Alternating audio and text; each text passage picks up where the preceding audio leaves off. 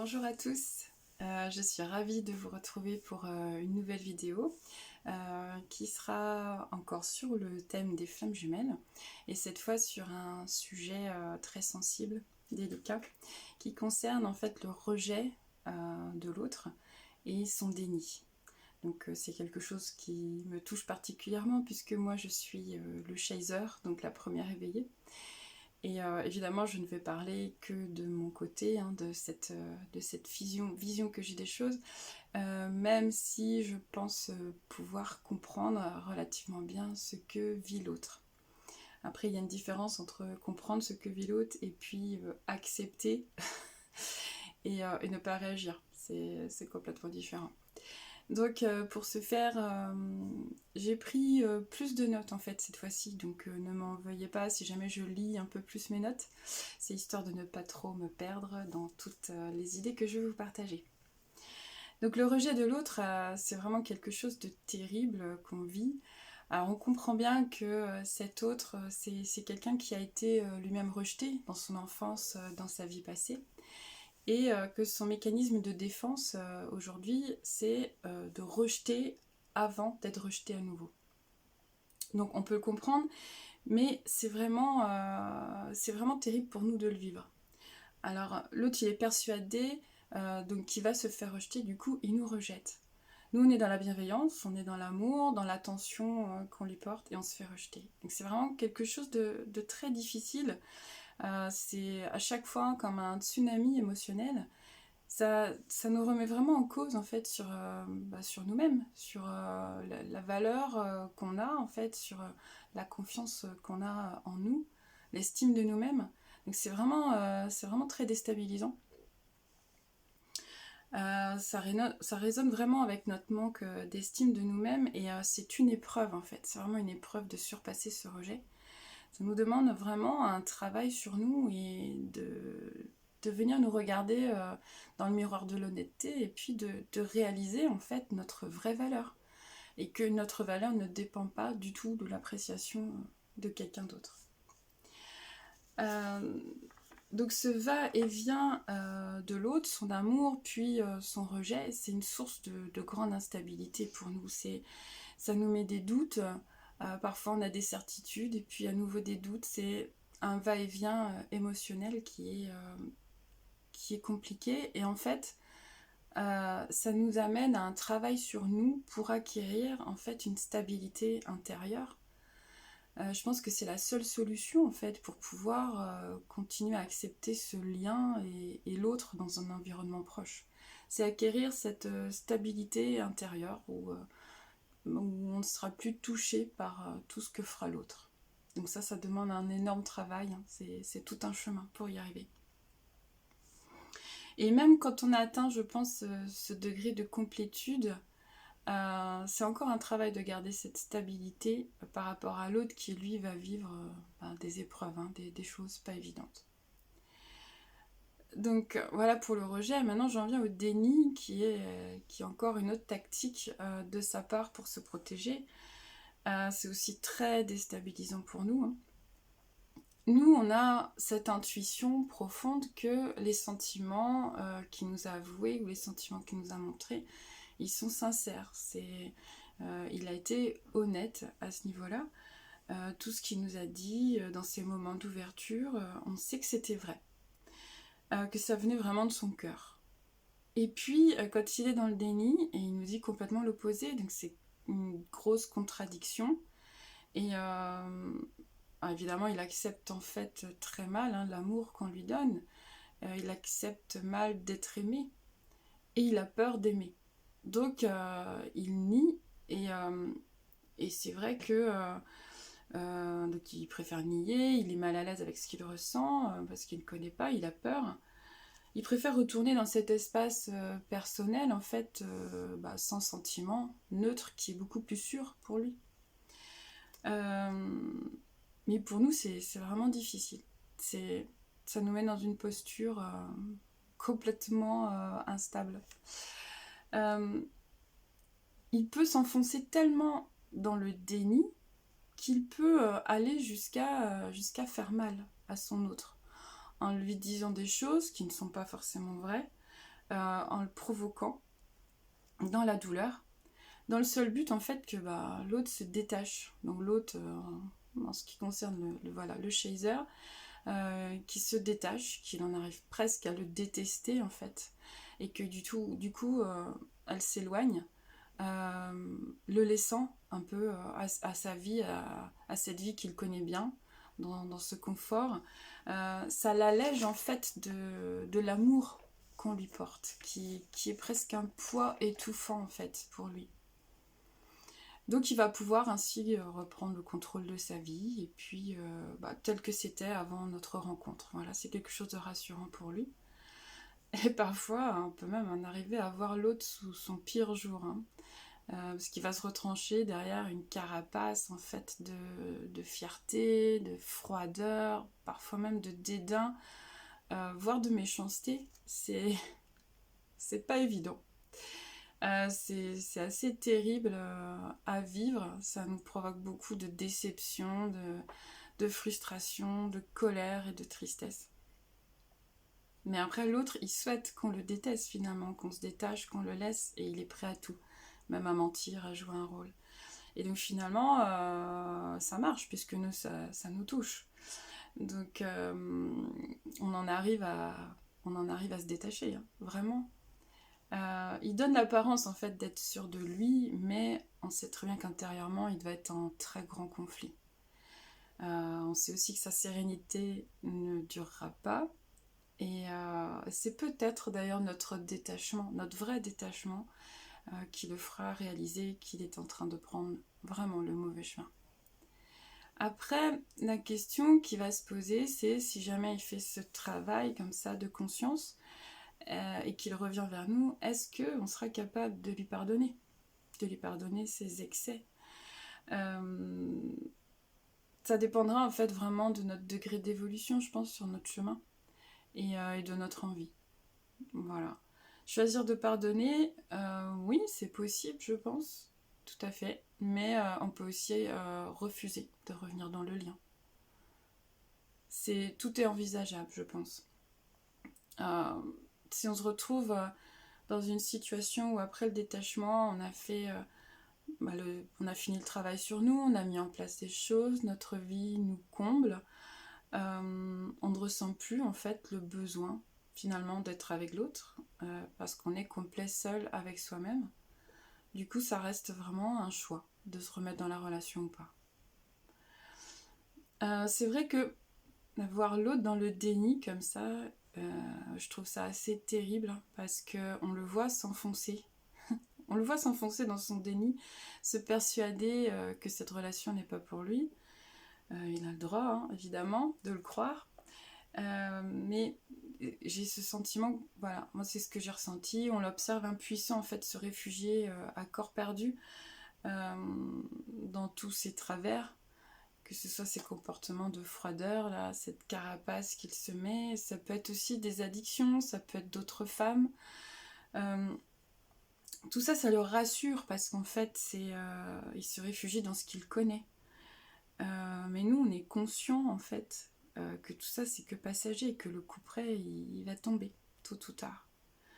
Donc je trouve qu'au-delà de la souffrance qu'on ressent pour nous, parce que ça appuie sur nos blessures, ça nous fait mal, il y a aussi cette difficulté à voir l'autre s'enfoncer dans son déni. Parce qu'on sait que c'est pas ce qui va l'amener vers le bonheur, quoi. C'est vraiment un pseudo-confort dans lequel il se met, c'est vraiment pas suffisant. Et je pense qu'après, il va vraiment ressentir l'absence, en fait, notre absence. Au début, peut-être que notre détachement, ça va le soulager, et puis au final, il va peut-être ressentir l'absence. Il y a aussi le fait qu'il pourra constater que nous, on a évolué, et dans le bon sens, qu'on s'est épanoui, et sans lui. Donc ça peut être une source de souffrance supplémentaire. Alors on sait qu'il va souffrir. Il y en a qui pourraient dire juste retour des choses peut-être, vu tout ce qu'il nous a fait endurer. Non, je pense que non. Quand on est dans un chemin d'évolution comme ça, spirituel, on n'en arrive pas à se dire ça. À se dire bien fait pour lui. Non, ça marche pas comme ça. En fait, on ressent plus du tout de colère ou de rancune. Tout ça, c'est parti. On l'a éprouvé hein, sur le vif. Je parle de ce que je connais. Quand l'autre nous a rejeté une énième fois, quand il a nié ses sentiments, quand il a été cruel et méchant, donc il a fait vraiment déborder le vase avec une goutte, avec une autre goutte. Et puis il y a eu un moment donné, ça a été la crise quoi. Ça a été la crise et vraiment on a pris en pleine face son comportement destructeur et on en est arrivé à le détester. Et on a ressenti beaucoup de colère et on l'a exprimé. Et je crois que c'est vraiment important justement de l'exprimer, cette colère et cette souffrance qu'on ressent, y compris devant l'autre, pour qu'il comprenne ce qu'il nous fait, pour qu'il réalise ce qu'il est en train de faire, la souffrance qu'il nous inflige. Je pense que ça peut avoir un déclic des deux côtés en fait, parce que nous, le fait de l'exprimer, ça nous permet d'évacuer, parce qu'il ne faut sûrement pas garder toutes ces émotions mauvaises en nous, et ça nous permet le détachement par la suite. Et puis de son côté, en fait, je pense qu'il y a vraiment une culpabilité qui risque de l'envahir,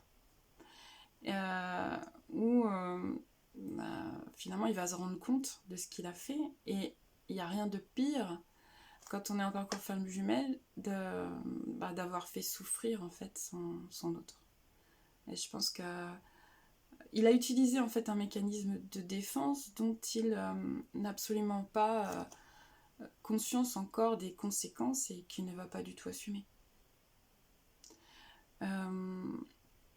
Et s'il s'ensuit en plus un déblocage, une ouverture de cœur, où il se rend compte qu'il tient à nous, qu'il nous aime, et où il ressent comme ça le vide qu'on a laissé, le manque, ça peut vraiment être terrible pour lui. Ça peut être vraiment terrible de réaliser jusqu'où il a été pour ne pas être aimé, pour se protéger. Alors c'est vrai que c'est dans tous ces mécanismes, c'est important en fait de savoir si on est en parcours flamme jumelle ou pas. Parce que quand on voit l'autre nous traiter de cette manière, on peut vraiment penser que c'est le pire des salopards. Et qui nous a utilisés pour son propre plaisir, qui n'a aucun respect de nous, qui est un peu comme un manipulateur en fait, qui veut nous faire du mal. Mais heureusement, on a notre intuition qui s'est développée au cours du parcours, au cours du chemin. Et on sait en fait qu'on peut faire confiance à ce qu'on ressent, à ce qu'on sait de lui. On sait qui il est, dans le fond. On sait que c'est pas quelqu'un de méchant. Il utilise juste un moyen de défense qui est certes complètement malsain, mais en tout cas c'est son moyen de défense qui lui a servi pendant toute sa vie, qui l'a protégé. Et c'est vraiment notre évolution et notre guidance intérieure en fait qui permet le discernement et la compréhension de l'autre. Je trouve aussi qu'au-delà de la souffrance qu'on peut ressentir dans ces moments-là, dans ce moment-là, la dernière crise, on va dire, qui est peut-être la pire, il y a deux forces. Je vois deux forces. La première, c'est la force de résilience qu'on a développée. Parce qu'au fur et à mesure qu'on a vécu des choses difficiles, pas que dans le parcours flamme jumelle, en général, on vit d'autres épreuves à côté, ça fait partie du chemin. Mais encore plus, ce qu'on a souffert dans ce parcours flamme jumelle, ça nous a permis de développer une force en fait de résilience énorme, qui nous permet de surmonter tous les obstacles. Et la deuxième force, je trouve, c'est une force de connaissance. Parce que nous, on sait dans quel parcours on a cette conscience, on a la compréhension du lien, et en plus on a cette intuition qui nous permet de voir vraiment ce qui se joue. Donc ça nous donne, je trouve, un certain pouvoir, bien sûr beaucoup plus que par rapport à l'autre. Non seulement on est capable d'observer les événements avec du discernement, après l'explosion émotionnelle qu'il peut y avoir, Mais on observe un petit peu comme une pièce de théâtre, un observateur extérieur. Une pièce de théâtre orchestrée par notre runner en plein déni. Et c'est vrai que parfois on peut même le trouver vraiment pitoyable en fait d'agir ainsi, ou alors compatir à ces blessures béantes, ça va d'un bord, de l'autre. Mais je pense qu'il faut rester ferme dans ses positions à ce niveau-là. Il faut en passer par là. Il faut en passer par là, d'aller dans le pire du pire. Et nous, on va gérer notre propre douleur et on va laisser l'autre dans la sienne. Y compris dans le futur proche, où on sait que ça sera pire pour lui. Le deuxième pouvoir, c'est donc la connaissance qu'on a de ce qui va arriver. Vu qu'on a une très forte intuition, on a des prémonitions, on sait que l'autre va être extrêmement malheureux, on sait qu'il va avoir mal, qu'il va réaliser beaucoup de choses, et à un moment donné, il reviendra vers nous pour avoir une discussion, pour s'expliquer. Parce qu'il sera perdu dans ce qu'il ressent. Et quand on sera pleinement dans le détachement et la complétude avec nous-mêmes, c'est là qu'il reviendra. Donc en réalité, c'est toujours ce qu'il fait, d'ailleurs. C'est chaque fois qu'on a été mieux dans notre vie, c'est là qu'il revient. C'est comme s'il sentait en fait, dans ces moments-là, notre éloignement au niveau énergétique. Donc il reviendra, c'est certain, et ça sera à nous en fait d'utiliser notre force et nos connaissances pour peut-être l'épauler. Donc l'autre, lui, quand il est dans le déni, il s'enfonce, il va de plus en plus être perdu par rapport à ce qui se passe en lui. Et en fait, nous, c'est l'inverse. C'est complètement l'inverse. On est de plus en plus sûr de qui on est, de ce qu'on ressent et de où on veut aller. Donc c'est vrai qu'il faudra être capable d'accueillir l'autre à son retour, lui apporter des réponses, peut-être de l'écoute, s'il veut s'expliquer, de la compréhension, de la bienveillance. Ça, c'est une autre étape.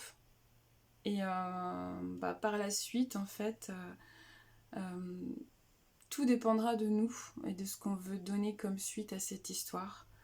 Voilà, notre capacité à pardonner et puis surtout notre envie. Voilà. Donc je dirais que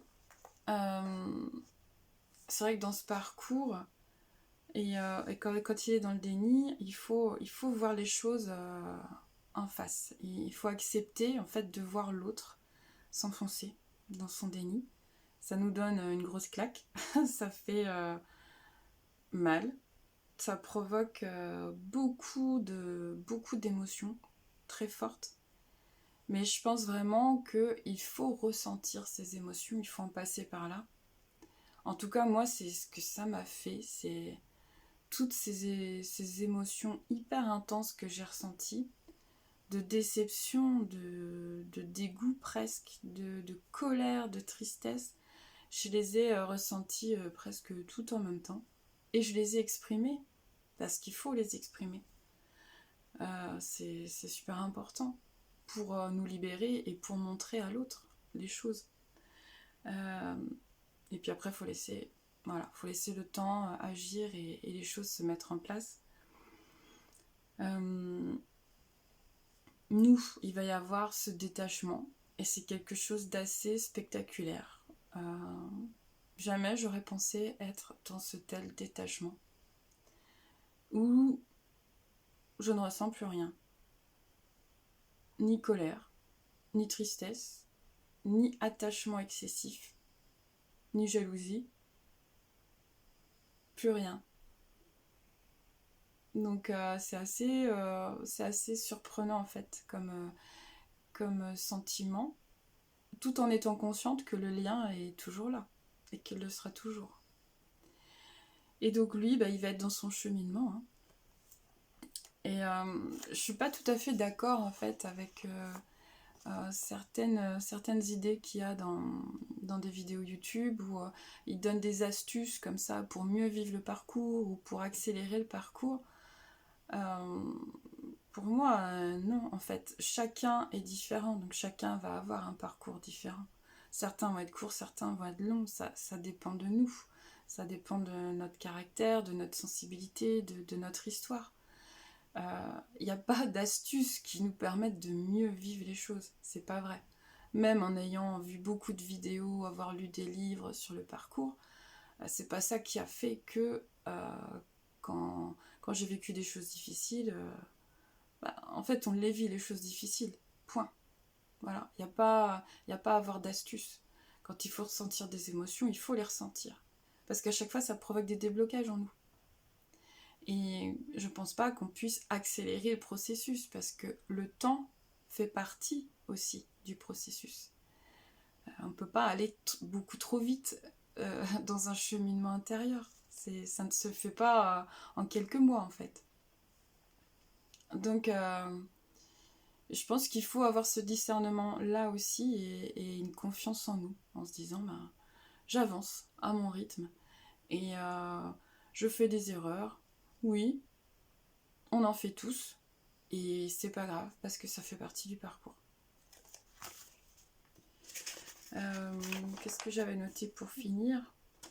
Que voilà, ça demande du temps et c'est juste, et que ça dépend aussi du travail qu'on a fait avant la rencontre avec notre parcours, avec notre flamme jumelle, pardon. Et c'est vrai que le parcours flamme jumelle, c'est vraiment un accélérateur d'évolution. On a pu vivre des épreuves avant, d'autres choses douloureuses, difficiles, qui nous ont fait évoluer. Mais quand on rentre dans le parcours flamme jumelle, c'est que vraiment, voilà, il faut accélérer notre évolution. Mais ça se fait en fait naturellement. Il n'y a pas d'astuces ou de choses qui nous permettent d'accélérer. Ça se fait tout simplement. Donc c'est un accélérateur d'évolution et ça dépote. Hein, voilà. Mais voilà, il faut se laisser vivre les choses et surtout rester dans la confiance et la persévérance. Je crois vraiment au côté positif en fait de ce parcours. Peu importe l'issue, qu'il y ait réunion ou pas. C'est pas ça qui est important, c'est vraiment les déblocages que ça permet au niveau de chacun. Et ça, c'est le plus important. Donc, j'envoie tout mon courage à ceux qui sont dans ce parcours et qui sont dans la position du chaser, mais j'envoie aussi tout mon courage à ceux qui sont dans la position du runner, parce que je sais qu'ils vont vivre la même chose. Je sais que ce n'est pas facile d'affronter ces peurs et ces blocages et de travailler sur soi. Donc ça demande beaucoup de courage. Et voilà, mais bon, la lumière est au bout du tunnel. Donc je vous envoie tout mon amour et je vous remercie de m'avoir regardé. À très bientôt.